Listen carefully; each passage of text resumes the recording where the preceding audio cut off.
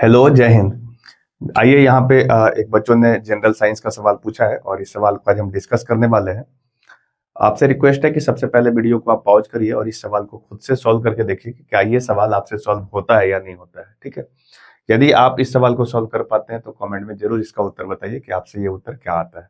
आइए हम इस सवाल को डिस्कस करेंगे। जनरल साइंस का ये ठीक सवाल है। इस तरीके के सवाल अक्सर आपको कॉम्पिटेटिव एग्जाम में देखने को मिल जाता है।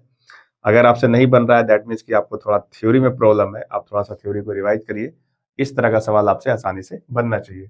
ये आपका जनरल साइंस का एक न्यूमेरिकल क्वेश्चन है। तो ये क्या बोल रहा है सवाल में, एक बार हम इसको पढ़ दे रहे हैं। आप इसे पढ़ के वीडियो को रोकिए और खुद से बना के ट्राई करिए। देखिए, कहा है कि प्रतिरोध R के किसी तार के टुकड़े को 5 बराबर भागों में काटा जाता है। इन टुकड़ों को फिर पाशक्रम में संयोजित कर देते हैं। यदि संयोजन का तुल्य प्रतिरोध R डैश है तो R बटा R डैश का अनुपात क्या होगा। आपसे ये कह रहा है कि R बटा R डैश का मान बताइए क्या आना चाहिए। ठीक है, आइए हम इस सवाल को पहले समझाते हैं कि देखिए सवाल में क्या क्या चीजें है और इसे आपको कैसे बनाना चाहिए। देखिए, सबसे पहले इसने ये कहा है कि एक तार है। सपोज मान लीजिए कि यह एक तार है, ठीक है जी, और इस तार का जो प्रतिरोध है, अभी इस तार का प्रतिरोध कितना है, तो बोला है सवाल में कि इसका प्रतिरोध R है। ठीक है, ये सपोज मान लीजिए कि कुछ लंबाई का एक तार है, इसका प्रतिरोध जो है अभी R है और कहा है कि इसी को हम 5 टुकड़ा में तोड़ देते हैं। तो देखिए, यहां से जब 5 टुकड़ा तोड़ेंगे तो एक टुकड़ा ये हो गया, दूसरा टुकड़ा ये हो गया, तीसरा टुकड़ा ये हो गया, चौथा टुकड़ा टुकड़ा ये हो गया और पांचवा टुकड़ा ये आपका ये हो गया। 5 बराबर भागों में तोड़ते हैं। ठीक है, सभी की लंबाई बराबर है, इस तरीके से तोड़ लेते हैं। तो चूंकि ये तार है तो सभी का अपना रेजिस्टेंस भी होगा, है ना। चूंकि आपका जो तार होता है इसका अपना रेजिस्टेंस होता है, अपना प्रतिरोध होता है, तो इन सभी का प्रतिरोध होगा।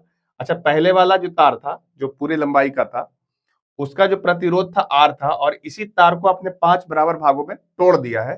तो देखिए, एक बात याद रखिएगा, अगर उसी तार को आप छोटा करेंगे, छोटा करते हैं तो प्रतिरोध कम हो जाता है। ठीक है, उसी तार को यदि आप कम कर देंगे, जैसे आप मानिए कि ये L लंबाई का तार है और उसको आप आधा B से को तोड़ दीजिएगा तो ये लंबाई L बटा 2 हो जाएगा। तो जैसे ही तार छोटा होगा वैसे ही प्रतिरोध जो है इसका कम हो जाएगा। कितना कम हो जाएगा, तो जिस रेशियो से आप उसे तोड़ेंगे उसी रेशियो में वो कम जाता है। ठीक है, जैसे हम ये कहना चाह रहे हैं कि अगर मान लीजिए कि ये एक तार है जिसकी लंबाई L है और इसका प्रतिरोध यदि R है और यदि हम इसको तोड़ करके आधा कर देते हैं, यानी इसकी लंबाई को L बटा 2 कर देते हैं, तो इसका प्रतिरोध R बटा 2 हो जाएगा। ठीक है, यदि आप इसको 3 बराबर भागों में बांट देते हैं, जैसे 1, 2 और 3, तो इन सभी का जो लंबाई है वो तीसरा हिस्सा हो जाएगा, यानी L/3 हो जाएगा सभी का, है ना।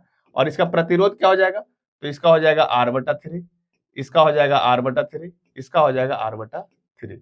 अगर आप तार को बराबर बराबर भागों में तोड़ेंगे तो प्रतिरोध भी उसी रेशियो में आपका जो है घटता चला जाता है। यह बात आपको याद रखना चाहिए। अब इसको आप याद कैसे रखेंगे, तो देखिए, मान लीजिए कि कोई एक तार है, उस तार को आपने 2 बराबर भागों में बांटा है और पहले जो तार का प्रतिरोध था वो R था, तो अब तार का प्रतिरोध R बटा 2 हो जाएगा, क्योंकि आपने 2 भागों में बांटा है, 2 बराबर भागों में बांटा है।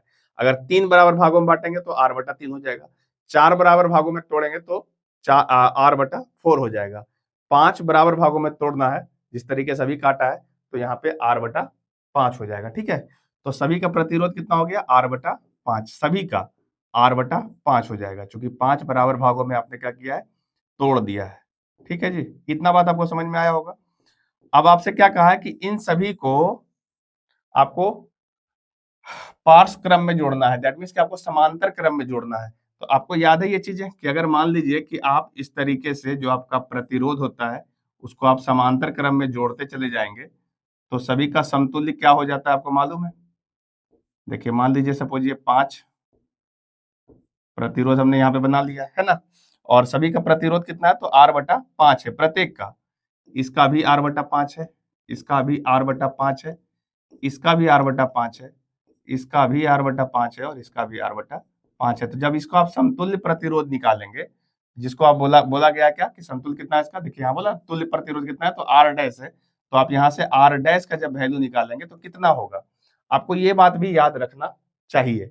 आपको हम अभी याद करा देते हैं। देखिए, ये बात अगर याद नहीं रहेगा तो इस तरह के सवालों को बनाने में आप समय दे दोगे। देखो, अगर दो प्रतिरोध ऐसा होता, जैसे मान लीजिए एक प्रतिरोध ये है, एक प्रतिरोध ये है, इस दोनों प्रतिरोध का जो मान है वो समान है, जैसे इसका x है, इसका भी x ओम है, दोनों का प्रतिरोध कितना है, x ओम है। तो अगर आप इस दोनों को समांतर क्रम में जोड़ेंगे तो इसका जो तुल्य प्रतिरोध होगा, यानी R समतुल्य जो आपका आएगा वह कितना आएगा, तो सीधा आपको याद रखना है कि जब आप इस तरीके से जोड़ेंगे तो कितना आ जाएगा, इसका जो आपका प्रतिरोध हो जाता है वो आपका x/2 हो जाएगा। ये आप ध्यान में रखिएगा, ठीक है। इस तरीके से अगर आप 3 लगाएंगे तो ये x/3 हो जाएगा इसका समतुल्य। अगर आपको याद नहीं आ रहा तब इसको ऐसे याद रख सकते हैं। देखिए, समतुल्य प्रतिरोध कैसे निकालते हैं, समतुल्य प्रतिरोध ऐसे निकलता है 1/r बराबर 1/r1 प्लस 1/r2। कुछ याद आया? और यहाँ पे यदि सब बराबर ही है, ये आपका समतुल्य है, अगर सब आपका बराबर ही है तो ये आपका लिखेंगे 1/r और इधर प्लस 1/r, ऐसे लिखेंगे, है ना। इसको थोड़ा ठीक से लिख देते हैं। देखिए, इसको क्या लिखोगे, 1/r और प्लस 1/r। तो आप इसको जब सॉल्व करोगे तो देखिए कितना होगा, r का एलसीएम r हो जाएगा, ये आपका यहाँ पे 1 + 1 होगा तो वैल्यू कितना आ गया, 2/r हो गया, है ना। तो ये 1/r समतुल्य है, तो r समतुल्य क्या आ जाएगा, तो आप देख रहे हो r समतुल्य का वैल्यू जो आ रहा है वो आपका r/2 आ रहा है, दैट मीन्स कि आधा हो रहा है। तो इसको क्यों ना जल्दी से आप याद ही रखो इस तरीके से। कैसे याद रखना है कि अगर दो बराबर प्रतिरोध हैं जिसको हम समांतर क्रम में जोड़ रहे हैं, तो आपका इसका समतुल्य प्रतिरोध कितना होगा, तो जितना प्रतिरोध है कि उसका आधा, अगर 2 है तो उसका आधा, 3 है तो उसका तीसरा हिस्सा, 4 है तो x/4, 5 रहेगा तो x/5, ऐसे कर लेंगे। तो अभी यहाँ पे जो सवाल आपका था उस सवाल में फिर से वापस आइए। सभी प्रतिरोध का मान कितना है, तो r/5, r/5, r/5 सभी का है, तो ये वैल्यू होगा कितना, तो समतुल्य होगा r/5 और बटा 5, ठीक है।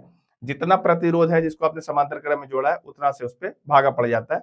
समांतर क्रम में यही होता है, अगर श्रेणी क्रम में होता तो वो इतना 5 से गुना हो जाता है। इसको आप ध्यान में रखिएगा। तो यहाँ से r डैश का वैल्यू क्या मिलेगा, r डैश का वैल्यू आ गया r/25, ठीक है। अब यहाँ से आपका उत्तर देखिए बहुत जल्दी आ रहा है। r डैश का जो वैल्यू आया है वो आया है r/25 और आपका पहले जो प्रतिरोध था वो था r। तो हम जब इस दोनों का रेशियो निकालेंगे r/r डैश, तो कहेंगे r/r डैश का वैल्यू कितना लाए, r/25, तो ये 25 आपका ऊपर चला जाएगा और r से r कैंसिल हो जाएगा, तो कितना आ रहा है, 25 आपका इसका सही उत्तर आ रहा है। तो यहाँ पे देखिए ऑप्शन नंबर डी में है जो 25 दिया हुआ है, यही इसका सही जवाब है। तो ये जनरल साइंस का छोटा सा सवाल है, इस तरह का सवाल बहुत बार पूछा ही जाता है एग्जाम में, तो आपको ये सब छोटा-छोटा कॉन्सेप्ट याद रखना चाहिए, तभी ये सवाल को आप जल्दी से बना सकते हैं। यदि ये कॉन्सेप्ट आपको आता तो इतना सब कुछ करने की आवश्यकता था ही नहीं। सीधा आप ये सोचते कि आपका जो एक तार है उसका जो प्रतिरोध है पहले तो R दिया हुआ है और चूंकि 5 बराबर भागों में तोड़ा गया है तो एक भाग का जो प्रतिरोध होगा वो आपका R/5 होगा, ठीक है। और ऐसे-ऐसे समांतर क्रम में जोड़ेंगे तो 5 को तार को अगर समांतर क्रम में आपको जोड़ना होगा तो 5 से भागा पड़ जाएगा, तो r/5 और बटा 5 करेंगे तो r/25 हो जाएगा। अब आपको रेशियो कहा है r/r डैश निकालने के लिए, तो r/r/25 करेंगे तो ये r कट के 25 ऊपर चला जाएगा और बिना बनाए आपका उत्तर जो है 25 आ जाता। तो ये छोटा सा सवाल था जिसको आज मैंने डिस्कस किया है। आपका भी कोई ऐसा सवाल होगा तो आप भी हमारे दिए हुए व्हाट्सएप नंबर पे भेज सकते हैं। जो भी इसका सही सॉल्यूशन होगा वो आपके साथ हम डिस्कस करेंगे। चैनल पे नए हैं तो चैनल को सब्सक्राइब कर लीजिएगा। यदि आप हमारे फेसबुक पेज पे देख रहे हैं वीडियो तो फेसबुक पेज को जरूर फॉलो कर लीजिएगा। आइए मिलते हैं किसी और वीडियो में, तब तक के लिए जय हिंद।